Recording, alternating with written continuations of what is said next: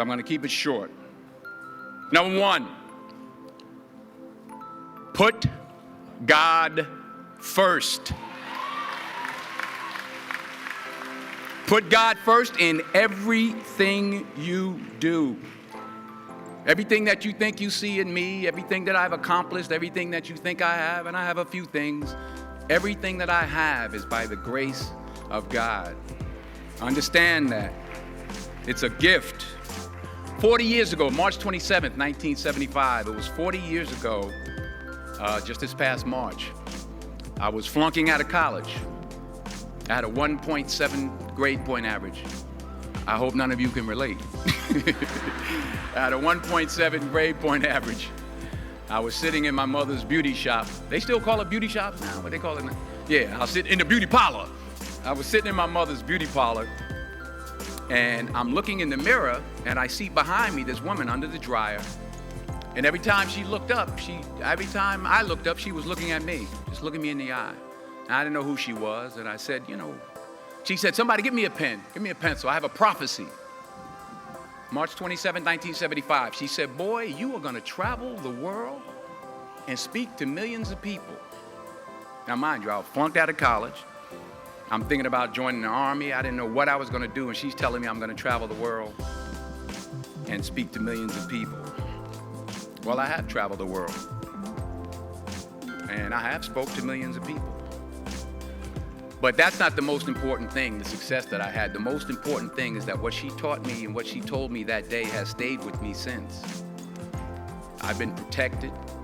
I've been directed. I've been corrected. I've kept God in my life, and it's kept me humble. I didn't always stick with him, but he always stuck with me. So stick with him in everything you do. If you think you want to do what you think I've done, then do what I've done and stick with God. Number two, fail big. That's right. Fail big.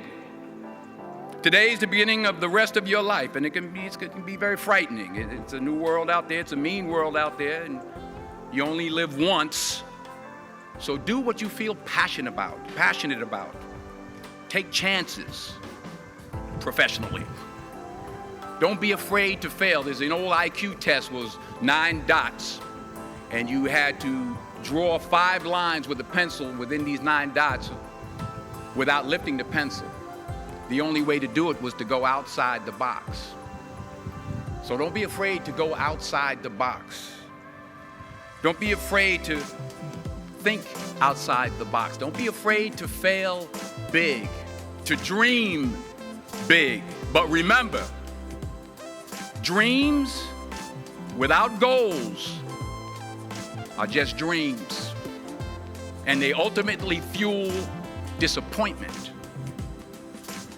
So have dreams, but have goals. Life goals, yearly goals, monthly goals, daily goals.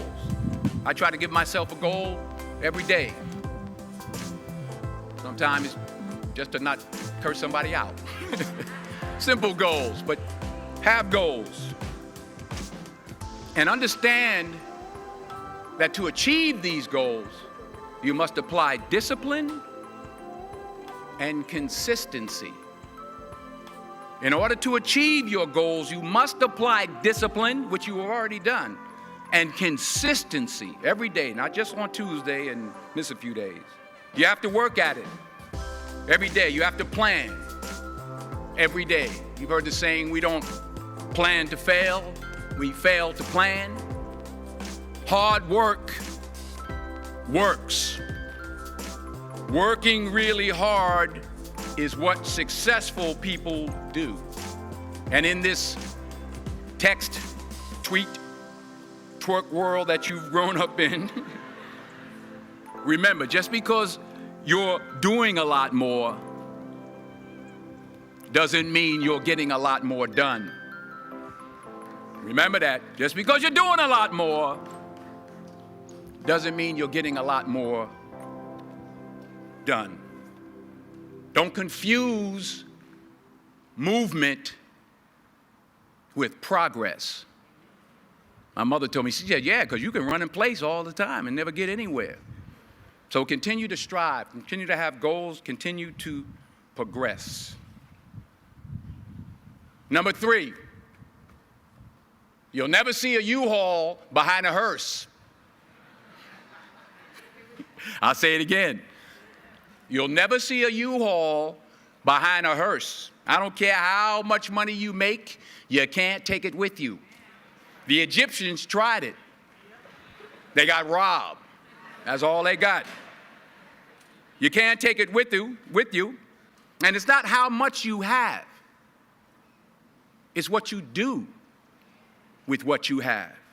We all have different talents. Some of you will be doctors, some lawyers, some scientists, some educators, some nurses, some teachers. Yeah, okay. Some preachers. The most selfish thing you can do in this world